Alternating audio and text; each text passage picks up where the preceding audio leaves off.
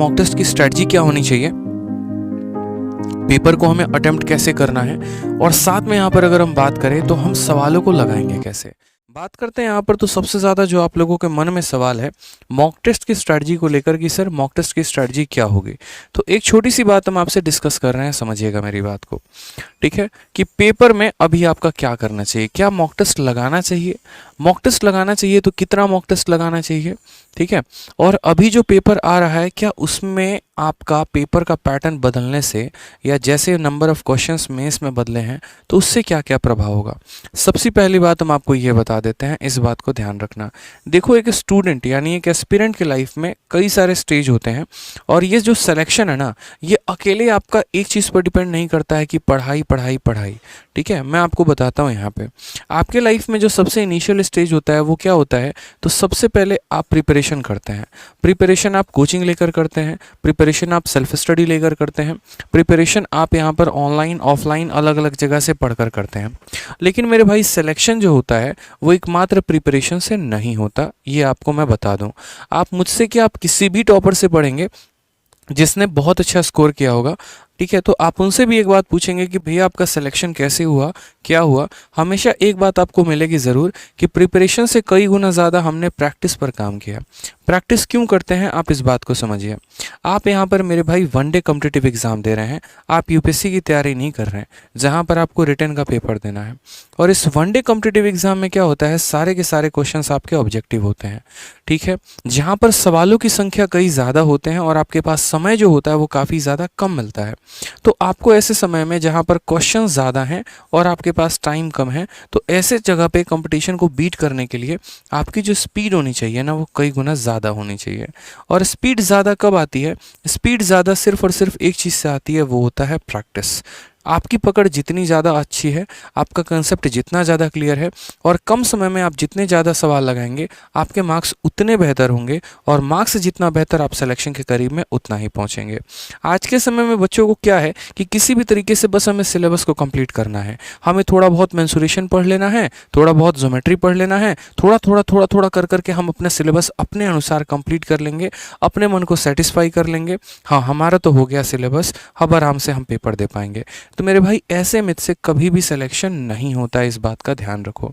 आज वक्त है, अगर हम बात करते हैं तो अभी जैसे अक्टूबर का महीना है, अक्टूबर से नवंबर, नवंबर से दिसंबर, 2 महीने हैं आपके पास सीजल के प्री को लेकर, ठीक है। जैसा कि आपको पता है कि इस बार का जो पेपर है वो आपका पेपर क्वालिफाइंग होने वाला है, ठीक है। अब अगर हम बात करते हैं यहाँ पर कि इस बार के पेपर को आपको क्या करना है, क्वालिफाई करना है।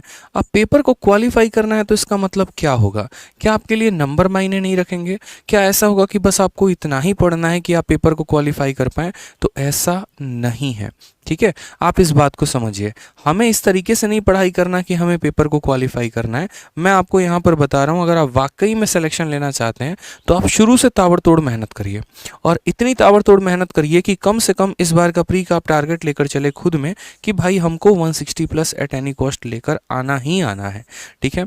चाहे हमारा कट ऑफ 120 जाए, चाहे हमारा कट ऑफ 110 जाए, हमें इससे कोई बात का फर्क नहीं पड़ता है, लेकिन हमारे नंबर 160 प्लस आने चाहिए, ठीक है। प्रीवियस ईयर का आप जब मॉक दे रहे हैं, अलग अलग कंपनी होती हैं, टेक्स्ट बुक हो गया, और अलग अलग जगह पर भी बच्चे जुड़े हुए होते हैं, वहाँ जब आप मॉक टेस्ट दे रहे हैं तो आप अपने आप से वहाँ पर टारगेट दीजिए कि मुझे 160 प्लस नंबर लेकर आना है, ठीक है। इस 160 प्लस नंबर लाने के लिए आपको मैथ, इंग्लिश, रीजनिंग, जीएस चारों सब्जेक्ट पर फोकस करना पड़ेगा।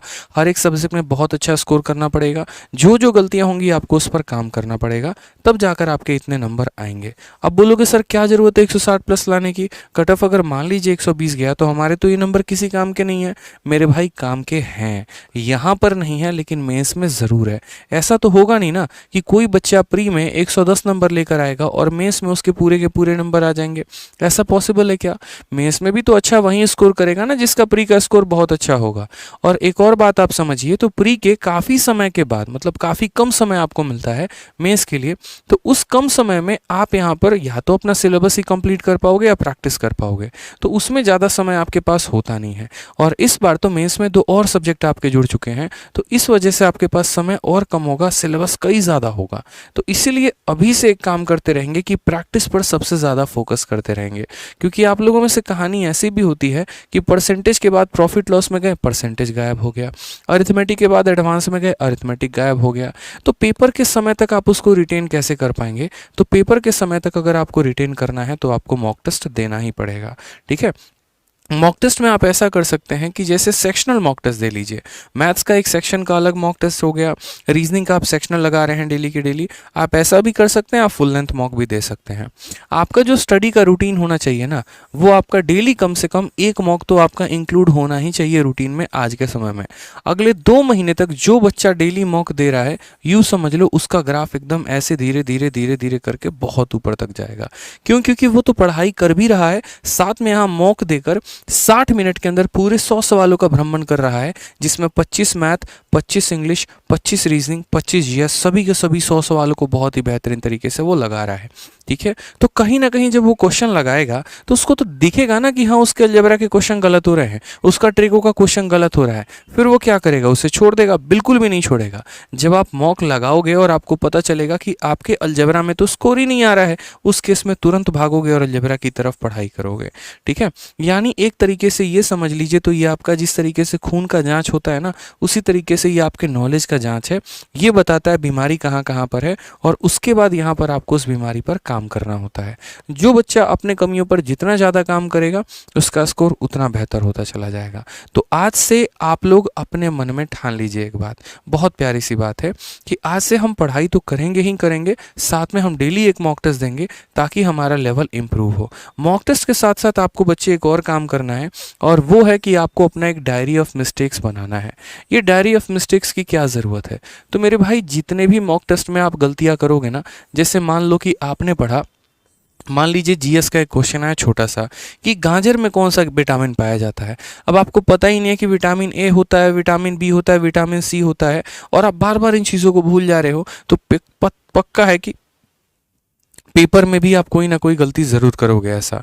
तो इसीलिए जो छोटी छोटी गलतियां होती हैं, जैसे रीजनिंग में काउंटिंग फिगर की गलती हो जा रही है, आप एग्जैक्ट नंबर ऑफ ट्रायंगल या रेक्टेंगल काउंट नहीं कर पा रहे हैं, मैथ्स में आप बार बार मेंसुरेशन का फॉर्मूला भूल जा रहे हैं, तो ये सारे के सारे काम आपको क्या करना है? डायरी ऑफ मिस्टेक्स में मेरे भाई लिखना है, और आपको उसके ऊपर काम करना है। आप मिस्टेक्स में लिखो कि भाई ये मेंसुरेशन का फॉर्मूला बार बार गलत होता है, मैं डेली इसे रिवाइज करूंगा। ये वोकैबुलरी है, बार बार गलत होती है, हम इसे डेली रिवाइज करेंगे। ये स्टैटिक जीके का क्वेश्चन है, बार बार गलत होता है, डेली रिवाइज करेंगे। रीजनिंग का एक पर्टिकुलर ये चैप्टर है या पर्टिकुलर सीरीज है, ये पर्टिकुलरली हमें ध्यान रखना है ताकि हमारे पेपर में गलती ना हो। मेरा मानना ऐसा है कि अगर आप अपने हर एक छोटे छोटे लूपहोल्स पर काम करना शुरू करें तो आप बहुत अच्छा परफॉर्म कर पाएंगे, और जितना अच्छा आपका परफॉर्मेंस उतना बेहतर आपका सिलेक्शन। क्योंकि इस बार जिस तरीके से वैकेंसी है, इस वैकेंसी का जिस बच्चे ने फ़ायदा उठाया, जिसने अपने ऊपर काफ़ी ज़्यादा काम किया, गारंटेड है कि नौकरी वहीं लेकर जाएगा। ठीक है।